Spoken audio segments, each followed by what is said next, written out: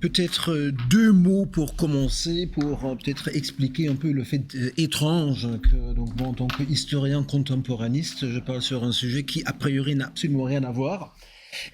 Donc qui implique un double déplacement disciplinaire d'une part et chronologique de l'autre. J'ai commencé à m'intéresser aux problèmes liés à la paix dans une optique d'histoire conceptuelle. Donc, qui est comment dire, une approche développée à la base dans l'historiographie allemande et qui consiste à prendre des concepts, un concept en l'occurrence, ici la paix, comme point d'entrée pour écrire une histoire, qui est une approche qui repose sur deux présupposés. Le premier étant qu'il y a nécessairement utilisation politique de concepts. Par exemple, en France, depuis la Révolution française, tout le monde doit nécessairement, pour agir en politique, se positionner face au concept de révolution. Bon, donc il y a une... Et d'autre part, ce positionnement nécessaire par rapport au concept passe nécessairement, également nécessairement par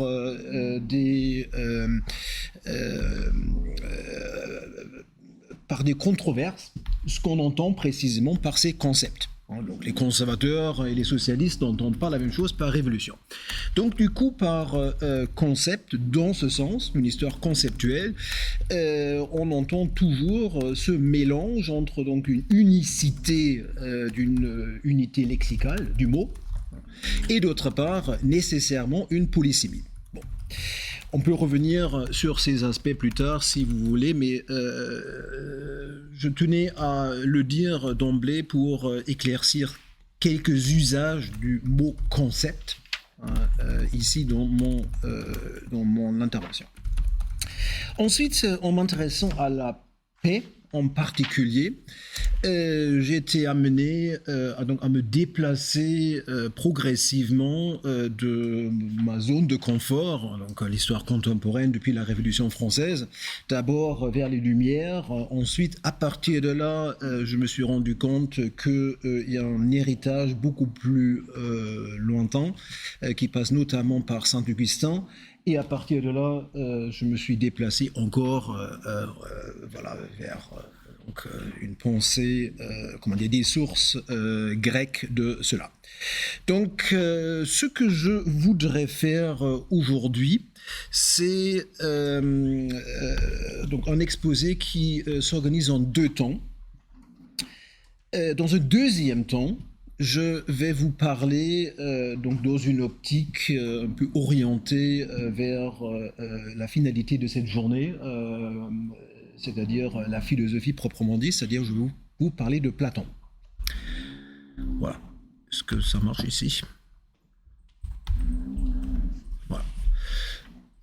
Donc de la paix chez Platon. Donc notamment à travers les deux grands textes politiques qui sont la République et les lois. Mais avant d'en arriver à Platon, je vais consacrer la première partie de mon intervention à une sorte de très longue introduction terminologique, puisque parler de la notion de paix en Grèce ancienne pose un problème assez évident pour la simple raison que la paix est d'abord un mot en français. Autrement dit, il se pose d'abord un enjeu de vocabulaire ici et de traduction. Donc on pense évidemment au mot d'Érénée quand on parle de la paix en Grèce, et ça figure dans le titre de mon intervention, mais en réalité les choses sont un peu plus compliquées, et c'est la raison pour laquelle je vais commencer par poser précisément quelques éléments d'une histoire conceptuelle de la paix dans un premier temps. Voilà. Et je vais parler pendant à peu près 45 minutes, donc indulgence, Madame la Présidente. Voilà. Donc première partie, donc quelques éléments d'histoire conceptuelle de la paix en Grèce ancienne. Premier élément, je crois fondamental, dans une étude parue pendant la Première Guerre mondiale, et évidemment la date n'est pas anodine. Le philologue Bruno Keil a établi dans un ouvrage qui est toujours incontournable, en s'appuyant sur une base d'analyse de sources allant du 8e jusqu'au 4e siècle avant notre ère, que le mot Érénée ne jouait à peu près aucun rôle, ni dans le langage politique, ni dans le langage courant. Et c'est jusqu'à la guerre du Péloponnèse, à la fin du 5e siècle, que le mot apparaît avant de prendre son essor comme concept politique précisément au cours du 4e siècle. Autrement dit, Érénée est relativement nouveau comme entité lexicale à l'époque. Regardons cela un tout petit peu en détail, avec un petit détour vers l'utilisation du vocabulaire en Grèce ancienne. Donc on a très schématiquement deux conceptions de la paix qui s'opposent. Donc on a d'une part, et Ninon a déjà parlé de cela hier, donc on a Hésiode, pas les travaux et les jours, mais plutôt la théogonie. On a donc la figure d'Érénée, donc la paix, qui apparaît avec ses deux sœurs, donc les trois étant les trois heures, directement enfantées par Zeus. Donc Érénée, la paix, Dike, donc la justice, et Eunomia, donc les bonnes lois, concept qui est aussi parfois traduit par discipline. Ça peut paraître bizarre, si ça vous intéresse, on peut revenir à cela. Pourquoi ? En tout cas, la paix est présentée ici comme une entité substantielle qu'on peut précisément représenter dans une figure. Et il y a cette célèbre représentation plus tardive sur donc un vase de ces trois heures qui apparaissent toujours ensemble. On a donc ici, premièrement, une représentation substantielle, donc qui est possible de personnifier dans une figure mythologique et aussi de la représenter visuellement à partir de là. Mais ce qui est important, c'est que c'est d'abord une entité mythologique, voire cosmique, directement enfantée par Zeus, et qui a en tant que telle pas de réalité sociale directe. Et on peut même aller plus loin, et on va revenir dans la deuxième partie sur cet élément, c'est même potentiellement, même potentiellement plus tard que chez Hésiode, une figure émanatiste, dans la mesure où la réalité naturelle, cosmique, et à partir de là naturelle, et à partir de là peut enfanter une réalité sociale. Voilà. Dans le couple conceptuel guerre et paix, la paix est très clairement la partie dominante, ici. C'est elle qui définit son contraire. Comme deuxième figure de la pensée archaïque, donc on a évidemment Homère, où là, la pensée de la paix est tout à fait différente. Premier élément remarquable, dans toute l'Iliade, le mot n'apparaît que 3 fois.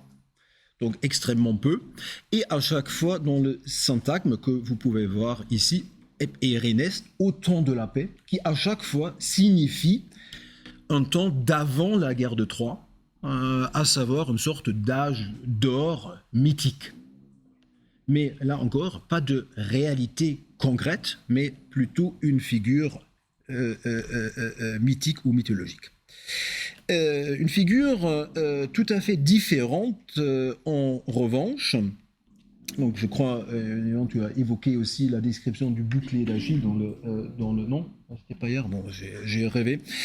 Donc dans le chant 18 de l'Iliade, qui est donc l'endroit chez Homère où on peut avoir donc une conceptualisation de la réalité sociale plus longue.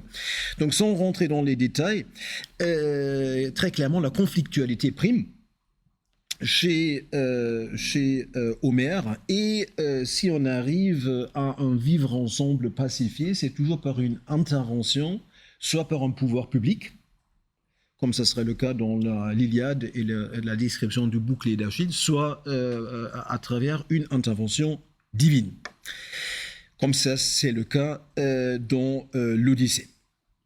Donc, regardons un tout petit peu ces dernières lignes, en fait, la toute fin de l'Odyssée, où il y a donc une sorte de guerre civile qui s'amorce suite au retour d'Ulysse sur son île natale.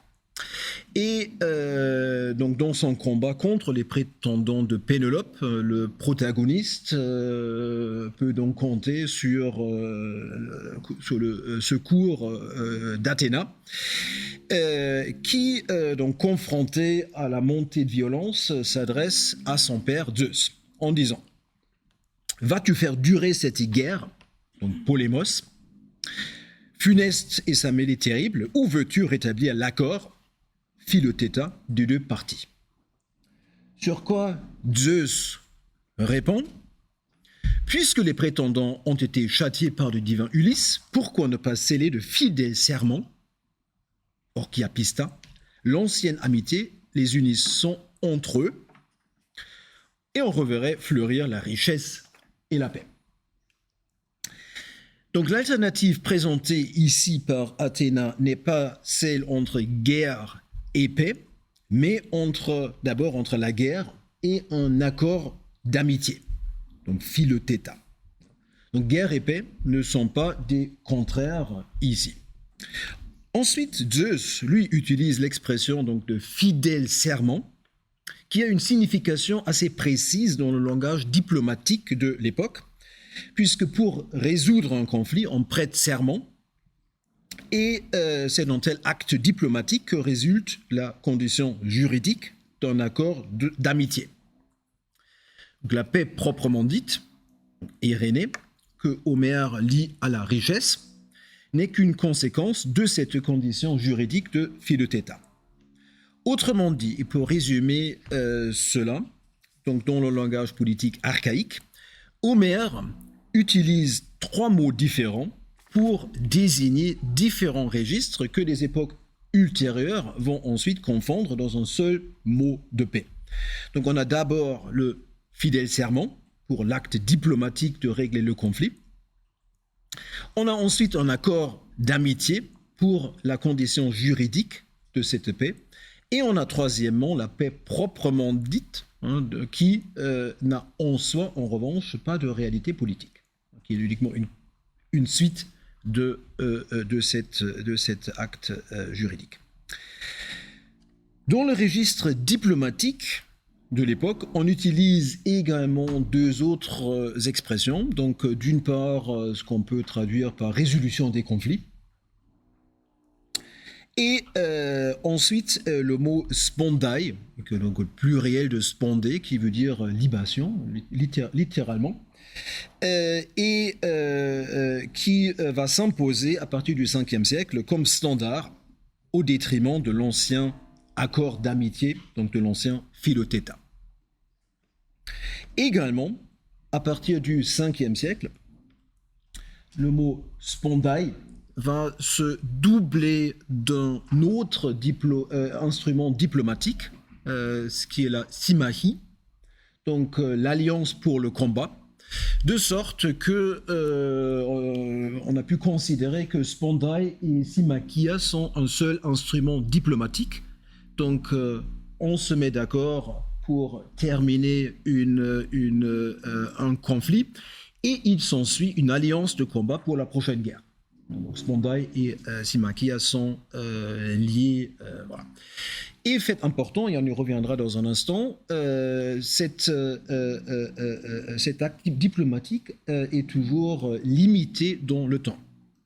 Donc la durée est extrêmement variable, de quelques jours à quelques semaines jusqu'à un siècle, mais il y a toujours une limitation dans le temps. Bien.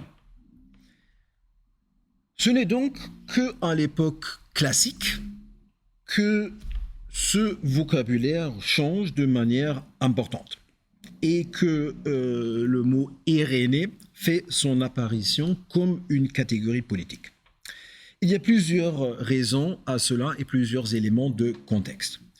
Donc, premièrement, il y a une reconfiguration politique, géopolitique, des rapports entre les Grecs et leurs voisins. Donc, un contact violent avec l'extérieur, en particulier lors des guerres contre les Perses. Deuxièmement, il y a une modification décisive des rapports du pouvoir politique à l'intérieur du monde grec, c'est-à-dire formation de ce qu'on appelle les ligues hégémoniques, et en particulier parmi ces ligues hégémoniques, l'impérialisme athénien. Thucydide, qui rédige donc son histoire de la guerre du Péloponnèse autour de l'année 400, présente le fait que donc, les différentes poleis se regroupent dans une condition d'assujettissement autour des principales cités comme un phénomène récent. Donc c'est effectivement relativement récent. Et ensuite, donc, en ce qui concerne les ligues hégémoniques. Et deuxièmement, en ce qui concerne l'impérialisme athénien en particulier, il y a un lien assez étroit entre donc impérialisme et la forme politique particulière d'Athènes, à savoir la démocratie. Puisque le mot Irénée fait son apparition dans le langage politique grec à l'époque où la démocratie athénienne consolide précisément sa position hégémonique et on va naître une configuration idéologique dans laquelle impérialisme, démocratie et paix sont intimement liés. Dans la mesure où la démocratie est conçue comme une sorte de pacification interne, le rôle de l'hégémon démocratique consiste donc à garantir cette paix pour l'ensemble du monde grec. Et pacifier, la Grèce peut donc affronter des ennemis communs, en particulier les Perses. Voilà donc le contexte géopolitique qui va se manifester donc dans une nouvelle configuration lexicale.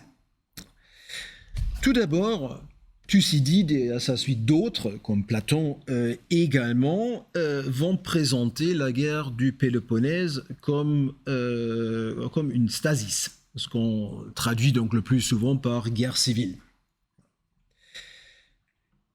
et non pas un simple polémos. Ensuite, le mot archaïque pour désigner un traité de paix, donc le mot spondai, on a vu tout à l'heure, est progressivement relégué dans un registre purement juridique, tandis que Irénée fait son apparition dans le vocabulaire politique. Étant donné maintenant le contexte géostratégique des ligues hégémoniques, dans lesquelles les cités vassales sont subordonnées à une puissance dominante, il est donc peu étonnant de constater que Irénée est d'abord une invention athénienne.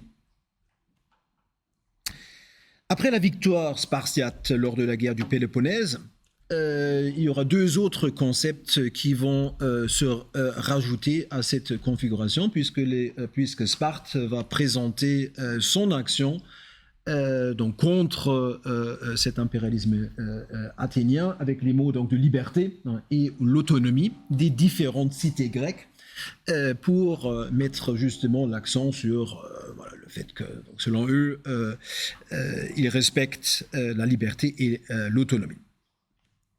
Mais cette référence à la liberté et à l'autonomie sera ensuite rapidement retournée contre Sparte dans l'exacte mesure où les différentes parties belligérantes se revendiquent chacune de la liberté et de l'autonomie. Et ce qui fait que ces concepts deviennent presque nécessairement non seulement un enjeu sémantique de la guerre en cours, mais également une condition idéologique pour la paix. Une dizaine d'années plus tard, une dizaine d'années après la guerre du Péloponnèse, l'orateur athénien Ondocide va, dans un effet de persuader ses concitoyens athéniens de mettre fin à la guerre de Corinthe, donc dans son texte sur la paix avec Sparte, il va expliciter la nuance sémantique qui, selon lui, existe entre le terme Irénée et le terme Spondai. Et en expliquant que, selon lui, Irénée signifie un règlement de conflit entre égaux, tandis que Spondai signifie que le vainqueur dicte ses conditions au vaincu. Il poursuit. La défaite athénienne contre Sparte à la fin de la guerre du Péloponnèse a donc donné lieu à des Spondai, mais maintenant, 10 ans plus tard, on est dans une autre configuration. On est dans une configuration où les deux cités rivales se trouvent dans une situation d'égalité, et donc une Irénée est possible. Plus précisément, ce qui est à l'ordre du jour, selon lui, est une paix commune entre les Grecs. Et de fait, lors du traité de paix qui mettra fin à la guerre de Corinthe, cette formulation, donc koiné Irénée, paix commune entre les Grecs, se trouve pour la première fois dans un document diplomatique de l'époque. Donc c'est la première fois que Irénée existe comme concept diplomatique. Donc comme l'expression koiné Irénée l'indique, la paix est commune, ce qui signifie que, contrairement aux anciennes Spondai, conclues entre deux parties, Irénée a d'emblée une valeur multilatérale, et elle est basée sur l'autonomie non seulement des cités contractantes, mais toutes les cités du monde grec. Donc un multilatéralisme. Et aussi, contrairement au caractère limité dans le temps de Spondai, l'Irénée a une durée en principe indéterminée. Donc c'est par ces deux caractéristiques d'impliquer une condition commune du monde grec d'une part et de ne pas être limité dans le temps de l'autre que Irénée, à la différence donc des trêves, des Spondai, signifie un état de paix en principe durable. Or cette paix, ça c'est un élément important, est imposée précisément par la menace de guerre émanant de l'Empire perse en tant que puissance garante de ce traité de paix.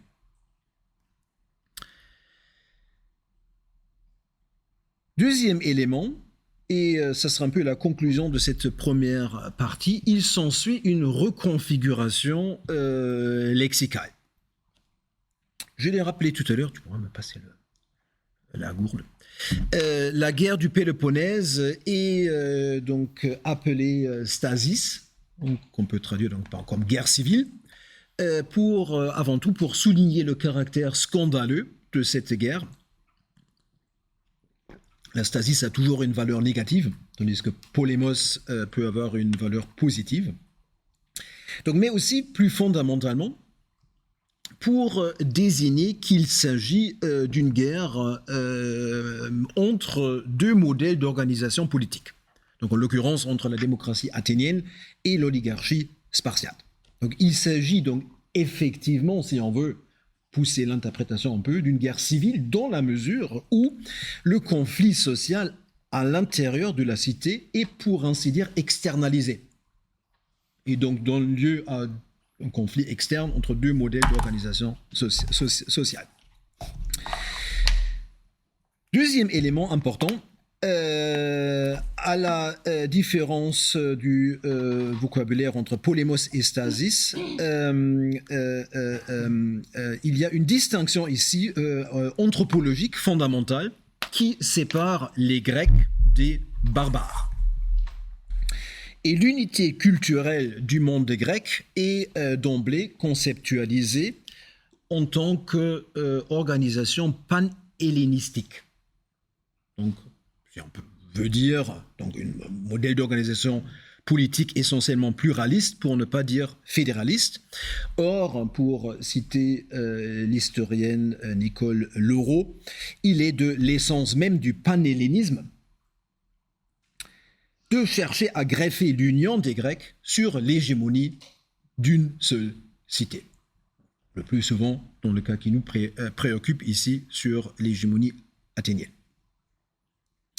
L'orateur Isocrate, donc, qui est un des idéologues principaux du panhellénisme du IVe siècle, poussera jusqu'au bout cette idée d'un pluralisme hégémonique de la paix et les paradoxes qui en résultent, en disant que selon lui, il faut une guerre contre les Perses afin d'unifier les Grecs et donc d'obtenir par cette manière la paix à l'intérieur du monde hellène.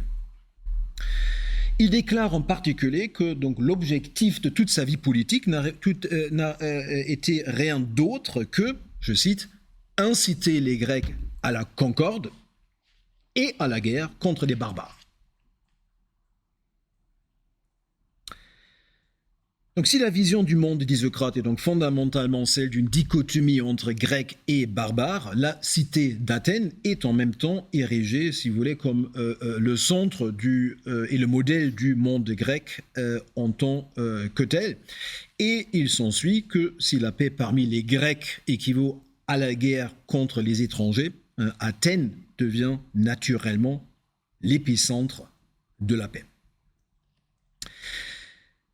Dans la mesure où la guerre contre les barbares et la paix parmi les Grecs s'impliquent mutuellement, polémos, donc la guerre, ne peut certainement pas être le contraire direct d'Irénée. Or, si la guerre, donc polémos, n'est pas le contraire de la paix, il y a lieu de penser que Irénée s'oppose en vérité plutôt à stasis plutôt qu'à polémos. Et de construire la paix équivaut donc à éviter la guerre civile grecque, donc la stasis à l'intérieur du monde grec, afin de pouvoir soutenir la guerre polémos contre les barbares. Donc, plutôt que d'être des contraires, Polémos et Irénée forment plutôt un couple conceptuel qui s'oppose au concept de stasis.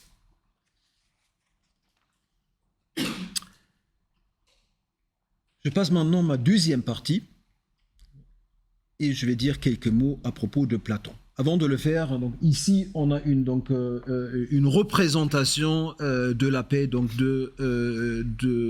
très célèbre de l'âge classique. Donc Irénée avec son fils Ploutos. Donc l'ontologie ici aussi tout à fait intéressante. Donc la paix donne littéralement naissance à la richesse. Donc, statue athénienne, peu étonnant. Donc, la deuxième partie, donc quelques mots à propos de Platon. Donc, tout cela, il faut le garder en tête pour comprendre les déterminations conceptuelles qui définissent largement le cadre de la discussion dans la philosophie de Platon. Dans la République, pour commencer avec cela, la conception platonicienne de la guerre et de la paix répond très exactement à son dualisme métaphysique, la paix étant explicitement assimilée à la réalité supérieure de l'eidos, de l'idée, vue par l'âme, tandis que la guerre est assimilée aux forces corporelles de la corruption. Je cite donc de la République. S'il y a deux mots pour désigner la guerre et la discorde, donc polémos et stasis, c'est qu'il y a aussi deux choses qui se rapportent à deux sortes différentes et que ces deux choses sont, je crois, d'un côté la parenté et la communauté d'origine, de l'autre la différence de race et de sang.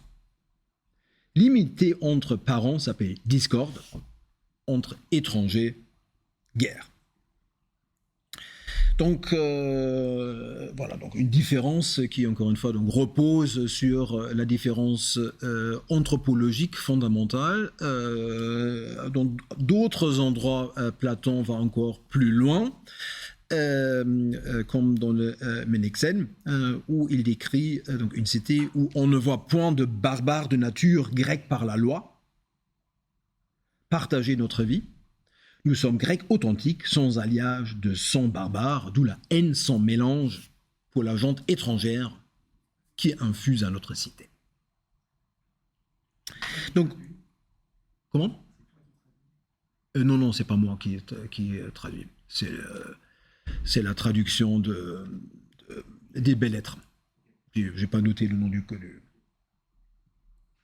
Donc on le voit, donc plus fondamental que tout critère légal de citoyenneté, donc nomo, c'est la différence entre grec et barbare, qui est une différence de nature, donc fusée. Or, c'est dans les lois que Platon pousse plus loin la réflexion sur la guerre et la paix. Comme déjà dans la République, la discussion est basée sur la distinction entre polémos et stasis, mais les lois font un pas en avant. Le but de l'association politique étant défini comme une amitié durable et un accord parfait entre citoyens. Et le législateur a deux moyens différents pour obtenir ce but. Je cite. Que préféra-t-il? Que la mort des uns et la victoire des autres fassent succéder la paix à la guerre civile? Ou que, grâce à des réconciliations qui engendraient l'amitié et la paix, la cité se voit contrainte porter son attention sur les ennemis du dehors? En reprenant donc ce qui est devenu une sorte de sens commun, Platon présente en ce début, c'est le tout début des lois, la paix comme le contraire non pas de la guerre, donc de polémos, mais de la guerre civile, de stasis, en disant qu'il y a deux moyens pour obtenir la paix interne, le premier étant de tuer les ennemis du dedans, et la seconde, de s'armer collectivement contre un ennemi extérieur. À l'évidence, dans ce contexte, extérieur ne s'applique pas forcément aux barbares, mais peut tout à fait signifier une guerre contre une autre cité grecque. C'est pourquoi Platon fait poursuivre l'Athénien du dialogue de la manière suivante. Le plus grand bien, ce n'est ni la guerre, polémos, ni la révolution, stasis. C'est à la fois la paix, Irénée, et la bienveillance mutuelle, philosophruné. On ne deviendra ni un politique digne de ce nom, du moment qu'on aura en vue seulement ou tout d'abord la guerre étrangère, ni un législateur scrupuleux si on ne se résout pas à édicter par rapport à la paix les lois qui concernent la guerre, plutôt qu'en fonction de la guerre, celle de la paix. Ce que Platon énonce ici sans aller plus loin, ici, revient néanmoins, me semble-t-il, en renversement complet de la pensée grecque de la paix jusqu'à ce moment-là. Dans la mesure où c'est désormais en fonction de la paix que doit être conceptualisée la guerre, plutôt que l'inverse. Et ce n'est, pour ainsi dire, et pour faire la boucle avec le début de mon intervention, que la figure mythologique d'Hésiode, avec laquelle j'ai commencé, se trouve véritablement érigée au statut philosophique. On peut évidemment se demander, je n'ai pas de réponse à la question, pourquoi cette conceptualisation de la paix est absente de la République et ne vient que dans les lois, tant qu'elle semble une conséquence logique du dualisme métaphysique platonicien, selon lequel le plus haut degré de réalité revient à l'idée, donc au détriment des réalisations concrètes, donc caractérisées donc par la privation de réalité. Et donc, appliquant ce schéma à la paix, il semblerait tout à fait logique qu'il faille, en bon platonicien, concevoir la guerre à partir de la paix, plutôt que l'inverse. Or, ce renversement conceptuel entraîne d'autres modifications sémantiques.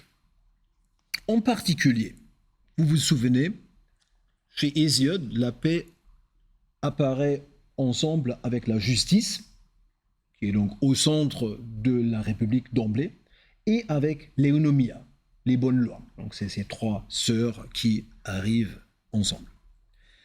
Ce mot éonomia est utilisé déjà depuis Solon, donc depuis les débuts de la constitution athénienne, pour désigner une sorte de compromis social. Compromis social capable précisément d'éviter la guerre civile, donc d'éviter la stasis. Or, vers le milieu du 5e siècle apparaît avec homonoia un synonyme qui va désigner la concorde civile.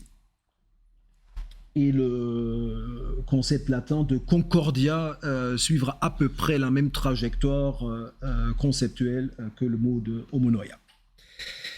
Au cours de la démocratisation croissante d'Athènes, ce mot eunomia et son synonyme homonoia changent ainsi de sens et désignent maintenant en priorité des constitutions aristocratiques et ou oligarchiques.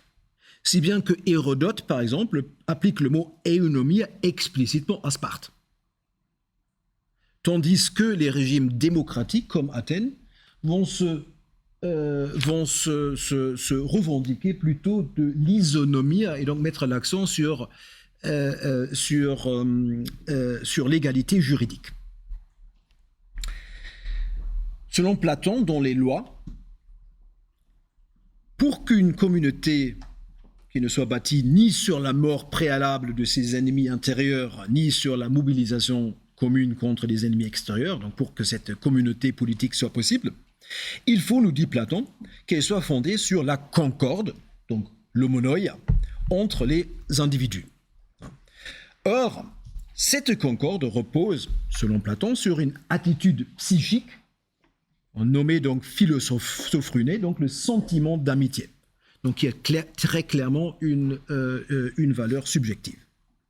En gros, de l'amitié naît la concorde, et de la concorde, la paix. Donc, fait peu étonnant, compte tenu de ses convictions antidémocratiques bien connues, Platon puise donc dans le vocabulaire de l'oligarchie pour cette toute première conceptualisation positive de la paix.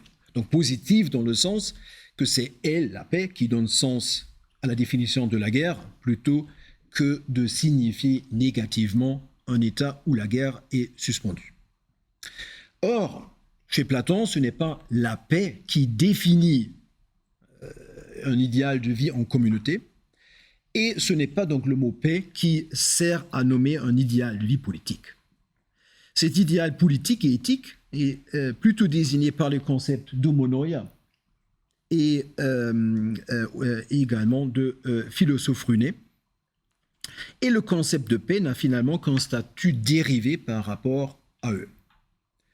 Donc, dans la mesure où la paix, qui était initialement un concept de l'impérialisme démocratique, est désormais fondée sur des concepts à tonalité oligarchique, on voit également s'esquisser la possibilité d'un compromis politique qui supplante sémantiquement la conflictualité inhérente au concept de démocratie par une vision, si on veut, irénique de la cité. Donc, fondée en dernière analyse sur les capacités morales et intellectuelles des individus. Or, fonder la paix dans les attitudes psychiques, morales ou intellectuelles renvoie aussi à l'évidence à une division sociale sous-jacente, selon laquelle ceux chez qui la vision supérieure de Eidos parvient à dompter les désirs du corps, donc ce sont eux qui sont capables de maintenir la paix. Donc une vision aristocratique en dernière instance du compromis social et donc de la paix. Je voudrais terminer tout cela avec un dernier point, puisque fonder la paix dans les attitudes psychiques, morales et intellectuelles permet aussi de concevoir différemment le dualisme fondateur pour la conception classique de la paix, à savoir le dualisme entre Grecs et barbares. Et la distance qui sépare Grecs et barbares, on a pu le voir, est très largement comprise comme une différence anthropologique fondée en nature. Mais il y a parfois également l'idée que la différence entre grec et barbare peut être comprise comme la suite du fait que les barbares vivent un état de développement plus primitif que les Grecs. Donc autrement dit, on voit aussi parfois, mais c'est assez rare, que le dualisme entre grec et barbare peut aussi être historisé. Et comme chez Isocrate, par exemple, chez qui lequel le caractère grec désigne non pas une race, donc génos, mais une culture, donc dianoia, ou une éducation, donc pandeia. Voilà. Mais cette manière reste plutôt rare et déplorera plutôt ces effets dans les conceptualisations romaines de la paix. Je conclus. Donc j'ai essayé de montrer tout d'abord que l'évolution remarquable du concept de paix dans la pensée grecque antique, et contrairement donc à ce qu'on pourrait croire, l'Irénée n'est pas un concept politique avant le IVe siècle avant notre ère. À l'époque archaïque, on voit donc schématiquement s'opposer deux visions divergentes. Chez Hésiode, la paix comme entité substantielle, tandis que Homère la conçoit comme une construction diplomatique nécessitant des accords, donc spondai, et l'établissant une amitié, philotheta. Autrement dit, là où Hésiode conçoit la paix comme une naissance, Homère la conçoit comme un rapport. Et ce n'est qu'à l'époque classique, et en particulier avec les guerres contre les Perses et l'impérialisme athénien, que Irénée devient un concept politique, où la paix devient alors indissociable d'une logique hégémonique, et où elle désigne la concorde interne des Grecs face aux barbares, et plus particulièrement la concorde sous l'égide de l'impérialisme athénien, impérialisme démocratique athénien. De manière qui peut paraître contre-intuitive, la paix irénée s'oppose donc non pas à la guerre, non pas au polémos, mais à la guerre civile.